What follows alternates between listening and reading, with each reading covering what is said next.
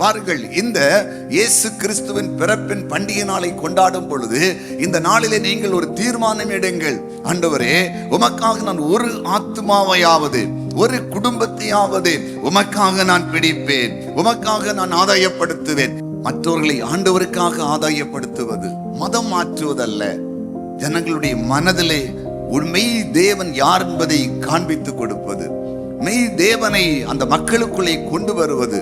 இயேசு ஏன் சிலுவையிலே மரித்தார்ங்கிற சத்தியம் அறியாதபடி வாழ்ந்து கொண்டிருக்கிறார்கள்.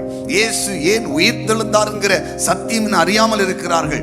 இயேசு இன்னும் ஏன் இந்த பூமியிலே மறுபடியும் வரப்போகிறார் என்கிற சத்தியம் அறியாதபடி எண்ணற்ற மக்கள் வாழ்ந்து கொண்டிருக்கிறார்கள்.